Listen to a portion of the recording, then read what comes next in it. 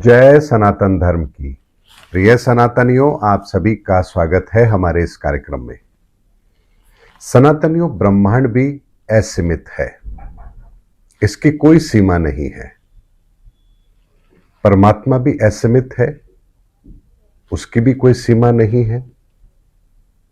ऊर्जाएं भी असीमित है, उनकी भी कोई सीमा नहीं है। तो आखिर इस असीमित को सीमित करना और सीमित करके उसको समझ लेना, क्या यह इतना आसान है? अगर ये इतना आसान होता तो ऋषि मुनियों को हजारों साल की तपस्या नहीं करनी होती, उन्हें अपना पूरा जीवन नहीं खपाना होता। एक एक ऋषि केवल एक एक चीज पर अनुसंधान कर पाए और पूरा जीवन लगाने के बाद एक अमृत की बूंद अपने अनुभव के रूप में हमारे सामने रखी है। और इतने लंबे समय से कई शास्त्र, कई ग्रंथ, वेद, उपनिषद हमारे सामने उस अमृत की बूंद के समान है, जिसका हम अगर पान करते हैं तो हमें लाभ जरूर होता है। लेकिन ये सारी प्रक्रिया ठीक वैसी ही है जैसे एक बालक को आप जब बोलना सिखाते हैं तो आप अपने घर के अंदर ही उससे बात करना शुरू करते हैं और बालक धीरे धीरे आपसे बात करना सीख जाता है। तो क्या आप उस बालक को पढ़ा लिखा कहेंगे? आप उसे पढ़ा लिखा तो नहीं कहेंगे। लेकिन वो बालक जैसे जैसे बड़ा हो रहा है, आपसे बात कर रहा है, आपकी बातों को समझ रहा है, ना सिर्फ आपकी बातों को समझ रहा है बल्कि औरों की बातों को भी सुन पा रहा है, समझ पा रहा है। लेकिन क्या आप उसको तब भी पढ़ा लिखा कहेंगे? आप उसे पढ़ा लिखा कभी भी नहीं कहेंगे। और ऐसे व्यक्ति के लिए आप क्या शब्द प्रयोग करते हैं? अनपढ़। तो अनपढ़ और पढ़े लिखे में फिर फर्क क्या है? वो भी तो आपसे बात कर रहा है, वो भी लेन देन करता है, व्यवहार करता है। फिर एक अनपढ़ और पढ़े लिखे में फर्क क्या है? जानते हैं सनातनी, इस भेद को समझेंगे तो आप उस अनंत को सीमित करके समझने में कामयाब जरूर हो जाएंगे। जैसे एक अनपढ़ व्यक्ति सिर्फ उतना ही जानता है जितना उसने सीखा है, समझा है। उसके अतिरिक्त ना वो जान सकता है ना समझ सकता है। उस अनपढ़ व्यक्ति के सामने यदि कोई बात रख दी जाए जो लिखित में है, तो क्या वो उसे पढ़ पाएगा? किसी पुस्तक को क्या वो पढ़ पाएगा? नहीं पढ़ पाएगा। जबकि बोलना वो जानता है। आप उसी पुस्तक में जो लिखा है वो आप उसको बोल के बताइए, वो आपकी बातों को समझ लेगा, हो सकता है आपको उसका रिप्लाई भी कर दे। लेकिन यदि आप उसके सामने किताब रख दे तो वो उसको नहीं पढ़ पाएगा। तो ऐसे में यही परिस्थिति अगर हम इस समय पर अप्लाई करें धर्म के ऊपर, तो हम सब की भी परिस्थिति ऐसी ही है। और ऐसी क्यों है? क्योंकि जिन भी महापुरुषों ने उस परमात्मा को, उस असीमित को जानने का प्रयास किया, वो सारा का सारा मार्ग उन्हें भीतर की ओर लेकर जाता है। तो भीतर की जब उन्होंने यात्रा की तो वहां उन्होंने बहुत कुछ उस परमात्मा के बारे में पढ़ा है, लिखा है, समझा है, जाना है।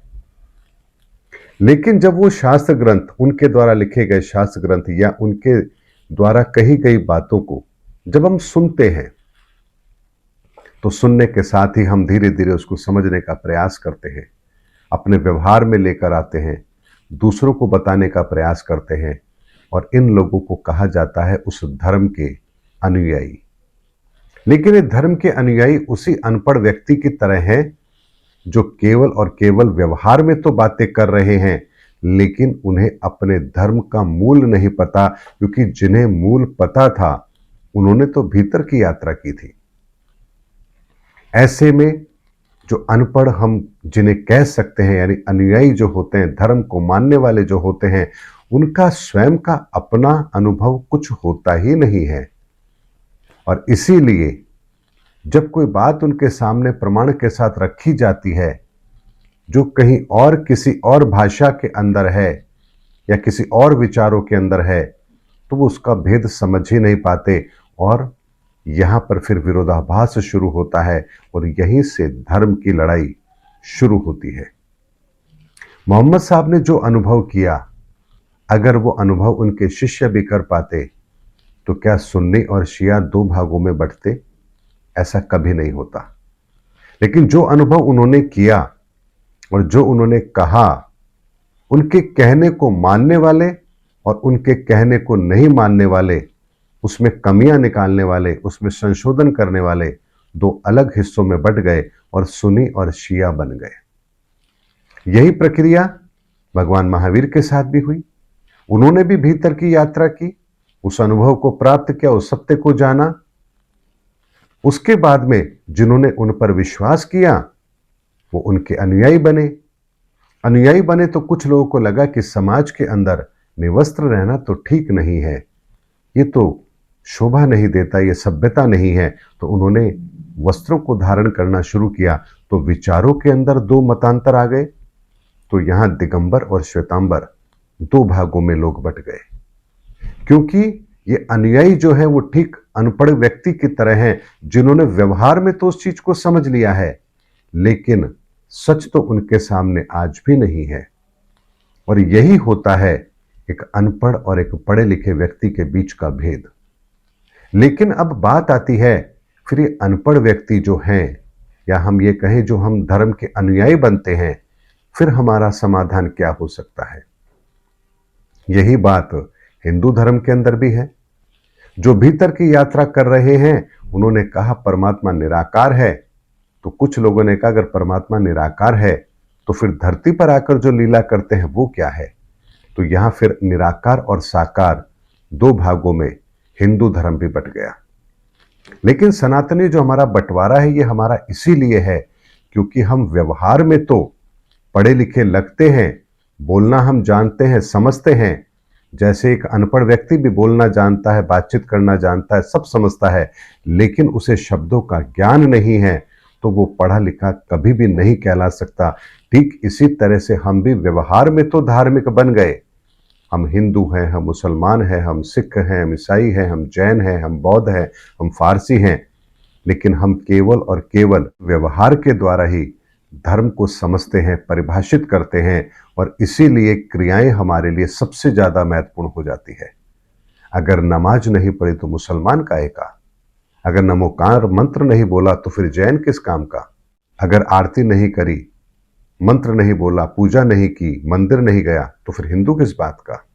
तो हम क्रियाओं में किस लिए फंसे हैं? क्योंकि हमने धर्म को व्यवहारिक तौर पर समझा है कि हाँ, धर्म तो केवल व्यवहार के अंदर लाने का विषय है, इसके अतिरिक्त कुछ और हो ही नहीं सकता। लेकिन सनातनियों, एक बात को समझिए, पढ़े लिखे और अनपढ़ के बीच का भेद क्या होता है? पढ़े लिखे और अनपढ़ के बीच का भेद यह होता है कि जिन शब्दों को आप सुन रहे हैं, समझ रहे हैं, उन शब्दों का निर्माण एक प्रक्रिया के तहत होता है। यानी भाषा का निर्माण होता है, उस भाषा के अंदर कुछ शब्द होते हैं, उन शब्दों की भी एक ऊर्जा होती है, प्रक्रिया होती है।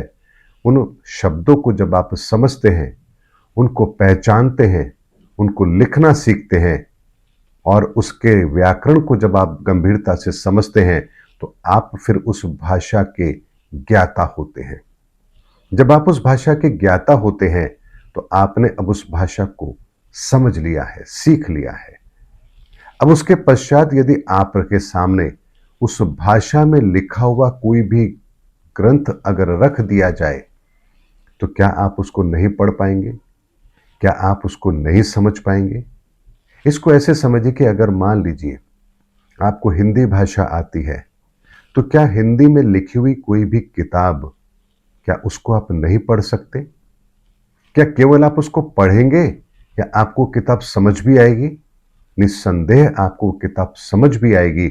आपको यह भी पता लगेगा कि इस शब्द का मतलब क्या है और यहां ये क्यों लिखी गई है, इसमें व्याकरण कहां शामिल है, संज्ञा क्या है, विशेषण क्या है।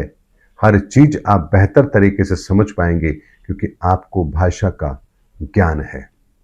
क्योंकि जब भाषा सिखाई जाती है तो एक एक अक्षर और उस अक्षर से संबंधित वस्तु दोनों का संबंध साथ में सिखाया जाता है। जैसे एक बालक को आप कहते हैं ऐसे अनार, अब उसे नहीं पता अनार क्या चीज होती है, लेकिन उसे आप सिखा रहे हैं ऐसे अनार, तो वो ऐसे अनार सीख रहा है, या ऐसे कोई और भी चीज है तो वो उसको भी सीख रहा है। तो यहां शब्द के साथ में उस अक्षर का क्या संबंध है और वो कहां कहां प्रयोग होता है, ये चीज भी वो बच्चा साथ में सीख रहा है। ऐसे में भाषा का ज्ञान उस व्यक्ति को हर उस चीज से अवगत कराता है जिस चीज का निर्माण या जो चीज उस भाषा के निर्माण के साथ जुड़ी हुई है। और यही होता है पढ़े लिखे और अनपढ़ के बीच का भेद। तो जिसने भाषा का ज्ञान ले लिया, जो पढ़ चुका है, वो किसी भी चीज को बहुत बेहतर तरीके से समझ सकता है। लेकिन यह एक प्रक्रिया और होती है, भाषा का ज्ञान हो जाने के पश्चात भी फिर आप अलग अलग विषयों के अंदर भी कुछ दक्षता हासिल करते हैं। यानी विज्ञान क्या है, भूगोल क्या है, गणित क्या है, हर सब्जेक्ट को आप फिर उसी भाषा में पढ़ने का प्रयास करते हैं और आप स्वयं को शिक्षित बनाते हैं। ये प्रक्रिया आपके मस्तिष्क को बहुत ही तेज करती है। आपका मस्तिष्क प्रक्रियाओं को प्रोसेस करने में माहिर होता है, और ये जो आपके भीतर परिवर्तन आया है, यही आपको दुनिया के अंदर औरों से बेहतर बना देता है। क्योंकि आपके पास न सिर्फ शब्दों का ज्ञान है, बल्कि उन शब्दों का प्रयोग कहाँ कैसे होता है और किस चीज को किस शब्द के साथ क्यों जोड़ा गया और उसके पीछे का मतलब क्या है, हर चीज आपको बेहतर तरीके से समझ आती है। तो आप यहां शिक्षित कहलाते हैं। यही प्रक्रिया धर्म के साथ भी होती है। तो सर्वप्रथम धर्म को जब आप अपने व्यवहार में लेते हैं, तो जैसे एक बालक के साथ संवाद किया जाता है, ठीक उसी तरह से धर्म भी आपके साथ संवाद करता है। वो क्रियाएं आपके साथ इसलिए जोड़ दी जाती हैं, जैसे बच्चे को स्कूल में रोकने के लिए खिलौने दिए जाते हैं, ऐसे ही कुछ क्रियाएं आपके साथ जोड़ी जाती हैं ताकि आपका धर्म के प्रति संवाद बना रहे। अगर वो संवाद नहीं होगा तो आप शिक्षित नहीं हो सकते। लेकिन हम उन खिलौनों में ही इतना मस्त हो जाते हैं कि आगे की पढ़ाई तो भूल ही जाते हैं। ऐसे में सनातनियों, जब आप धर्म के साथ जुड़ते हैं तो यहां से एक प्रक्रिया आरंभ होती है, उस धर्म के मूल को समझना।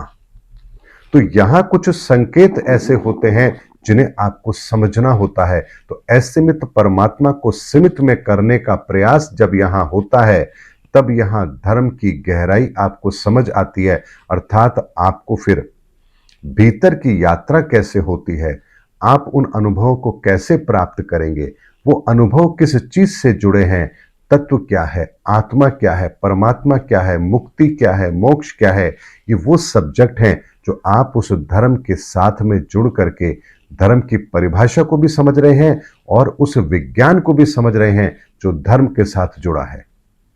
तो जब आप धर्म की गहराई में जाते हैं, उन अनुभवों को प्राप्त करते हैं और उसी प्रक्रिया को अपनाते हैं जो महापुरुषों ने अपनाई है, तो आप धर्म को समझना सीखते हैं। धर्म की परिभाषा आपके अंदर आती है, आप उसको समझने का प्रयास करते हैं। फिर उसका प्रयोग ब्रह्मांड में कहां कहां हो रहा है, आप उसके साथ उसका संबंध समझते हैं। तो इसे कहते हैं फिर तत्व ज्ञान। जब आपको इस ब्रह्मांड के समस्त तत्वों का एहसास होता है, तो आप इस ब्रह्मांड के निर्माण के साथ से लेकर के आज तक ये तत्व किस तरह से काम कर रहे हैं, आप इस विज्ञान को समझ जाते हैं। तो सृष्टि का आरंभ, सृष्टि का वर्तमान और अनंत काल तक ये सृष्टि कैसे काम करती है, आप उस विधान को जान पाते हैं, समझ पाते हैं। तो यहां असीमित एक सीमित होकर के आपके सामने आता है, क्योंकि जो ब्रह्मांड के अंदर है उसकी पूरी की पूरी संरचना ईश्वर ने आपके भीतर भी पैदा कर दी है। ये ब्रह्मांड जिस आकार में है, ठीक आपका मस्तिष्क भी उसी आकार में है। जैसे ब्रह्मांड अनंत है, वैसे ही आपकी सोच और समझ भी अनंत है। जैसे ब्रह्मांड एक सीमित आकार लेता है तो पिंड के रूप में होता है, इसी तरह से आपका मस्तिष्क भी इस पूरे आपके शरीर के अवस्थाओं को कंट्रोल करने का काम भी यही करता है। यानी तभी हमारे महापुरुषों ने कहा, इति ब्रह्मंडे सो ही पिंडे। यानी ये उन महापुरुषों का अनुभव था जिन्होंने उस सकल ब्रह्मांड को जाना और उसकी मूल संरचना को समझा। तो उन्होंने पाया कि हमारा शरीर भी बिल्कुल ठीक उसी तरह से काम कर रहा है जैसे ये ब्रह्मांड काम कर रहा है। तो यहां उन्होंने ये शब्द कहे। ऐसे में जब आप इन चीजों को समझ जाते हैं तब आपके सामने यहां पर एक घटना घटित होती है। और जानते हैं वो घटना क्या है? वो घटना है कि आपके भीतर वो परम तत्व प्रकट होता है। जैसे आपको एक डिग्री मिलती है पढ़ने के बाद, उसी तरह से आपको भी यहां एक उपाधि मिलती है और वो उपाधि होती है ऋषि की उपाधि। इस ऋषि की उपाधि के बाद में आपके पास में सकल ब्रह्मांड का वो रहस्य होता है जो रहस्य हर किसी के पास नहीं होता है।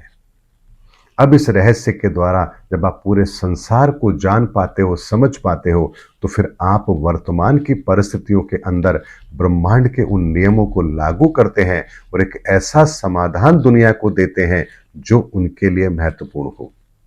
क्योंकि हर व्यक्ति तो इस प्रक्रिया में हो नहीं सकता, लेकिन कुछ तो ऐसे होंगे जो इस प्रक्रिया के अंदर होंगे और अपने आप को ऋषि परंपरा के अंदर पारंगत करेंगे। तो ऋषियों के द्वारा जो हमें सौगात मिलेगी वो ये होगी कि वर्तमान के अंदर हमारी जो परिस्थितियां हैं उनका सटीक समाधान हमें देने की ताकत केवल और केवल ऋषि रखते हैं। और यहीं से एक अनग अनुभव आपके जीवन में शामिल होता है और भविष्य में यही उन ऋषियों की वार्तालाप, उनकी चर्चाएं, उनके शब्द, उनके अनुभव ग्रंथों के रूप में समाज के सामने होते हैं। क्योंकि अगर ऋषि भी इस धरा पर है तो असीमित समय के लिए नहीं है, सीमित समय के लिए है। लेकिन ये ज्ञान असीमित रहे, ये ज्ञान जन जन तक पहुंचे, तो फिर यहां शास्त्रों का निर्माण किया जाता है, शास्त्रों में उन अनुभवों को संकलित किया जाता है। और फिर ऋषियों की बातों पर जिनको भरोसा होता है वो मुनि के रूप में कार्य करते हैं और जन जन के बीच में जाकर के इस सत्य को रखने का प्रयास करते हैं, उन्हें सत्य से जोड़ने का प्रयास करते हैं और जानते हैं इस संपूर्ण प्रक्रिया को हम क्या कहते हैं। इस संपूर्ण प्रक्रिया को हम कहते हैं सनातन। इसीलिए सनातन कितना विस्तृत है, कितना व्यापक है, इसका तो आप अंदाजा भी नहीं लगा सकते। इसीलिए सनातनियों एक बात को समझिए, इस ब्रह्मांड के अंदर जो कुछ भी असीमित है वो सीमित होता है, लेकिन उसको सीमित करने के लिए, समझने के लिए जिस विज्ञान की जरूरत है उसे कहते हैं सनातन। ये ठीक वैसी ही प्रक्रिया है जैसे आपके शरीर के अंदर अगर कोई रोग है तो आपके शरीर से कुछ मात्रा खून की ली जा सकती है, 5 ml या 10 ml, और उसका परीक्षण करके ये पता किया जा सकता है कि आपके भीतर कौन सी बीमारी है। इसी तरह से इस संसार के अंदर व्याप्त ये 7 ऊर्जाएं, सनातन की ये ऊर्जाएं कहां कहां अपना रोल प्ले कर रही है। जब आपने इस चीज को समझ लिया तो कहीं भी जब आपके जीवन में समस्या होती है या समाज में समस्या होती है, दुनिया में समस्या होती है, तो वो किस तत्व के विकृत होने के कारण से है, इसको ऋषि बहुत आसानी से समझ जाते हैं। और उस तत्व को कैसे बेहतर किया जा सकता है इसका भी ज्ञान उनके पास होता है और यहीं से हमें एक श्रेष्ठ समाधान मिलता है। ये समाधान बुद्धि के आधार पर नहीं है, ये समाधान ज्ञान के आधार पर नहीं है, ये समाधान सनातन के आधार पर है। और ये समाधान जो हमें सनातन के आधार पर मिला है ये इसलिए सही होता है क्योंकि सृष्टि के निर्माण में जो चीज काम आ रही है वो भी सनातन है, हम भी सनातन है, अखंड ब्रह्मांड सनातन है। तो फिर आप बताइए, आपका समाधान भी यदि सनातन के साथ जुड़ा है तो आपकी तकलीफ फिर तकलीफ कैसे रह सकती है। और यही कारण है कि सनातन को जानने के पश्चात हमें भगवान गणपति ने गणित विधा दी, भगवान गणपति के द्वारा हमें ज्योतिष विधा मिली, यानी ईश्वरीय ऐसी व्यवस्था हमारे लिए कायम कर दी गई जहां हम इस संपूर्ण ब्रह्मांड के साथ जुड़ करके अपने जीवन की गति को बेहतर बना पाए। और सोचिए, इतनी बेहतर व्यवस्था जब इस संसार में काम कर रही है तो हम उस व्यवस्था को ना समझ करके केवल और केवल अपने स्वार्थ के लिए यदि जब काम करना शुरू करेंगे तो इस सनातन फिर हमें दंडित भी करेगा। और यहीं से फिर कर्मों का खेल शुरू होता है, करनी और भरनी का खेल शुरू होता है, और जिससे फिर आप कभी बाहर निकल नहीं सकते। और इसीलिए हमारे ऋषियों ने कहा कि 84 लाख योनियों में मनुष्य भटकता है, क्योंकि करनी और भरनी का खेल इसी तरह चलता है। उम्मीद करता हूं सनातनियों, आज के वीडियो में मैंने आपको जो बात बताई है ये सनातन का अपर लेवल है। मैंने आपसे कहा था कि सनातन को मैं धीरे धीरे आपके सामने अपर वर्जन के रूप में लेकर आता रहूंगा। पहले मैंने केवल शब्दों के माध्यम से आपके सामने बात रखी, अब मैं प्रैक्टिकल अप्रोच के आधार पर आपके सामने कुछ कैलकुलेशन रख रहा हूं और अगले चरण में इनका प्रैक्टिकल भी होगा, ताकि समाज, देश, दुनिया सीधे सीधे इससे लाभान्वित हो। इसीलिए सनातनियों, सनातन की गहराई को समझिए। सनातन वो नहीं है जिसकी मार्केटिंग आज बाजार में हो रही है और लोग अपना व्यापार सनातन के नाम पर कर रहे हैं। वो तो ये भी नहीं जानते कि जो व्यापार वो सनातन के नाम पर कर रहे हैं, इसकी गति उनके जीवन में क्या होगी। क्योंकि सनातन को अगर समझ लिया होता तो इंसान कभी भी ऐसी गलती करने की कोशिश भी नहीं करेगा, करना तो बहुत दूर की बात है। इसीलिए सनातनियों, धर्म युग के अंदर सच्चाई होगी ही होगी, सत्य होगा ही होगा और सत्य ही इस धरा पर स्थापित होगा। इसीलिए सनातन का ये उदय असाधारण है और इस असाधारण पल को अपने जीवन में संचित कीजिए और स्वयं को सनातनी बनाइए और स्वयं को सनातन के मार्ग पर चलने के लिए तैयार कीजिए। उम्मीद करता हूं सनातनियों, मेरा वीडियो आपको जरूर अच्छा लगा होगा। अगले वीडियो में आपसे फिर भेंट होगी, तब तक हमारे चैनल पर बने रहिए। जय सनातन धर्म की, जय धर्मयुग की, जय सनातन विश्व।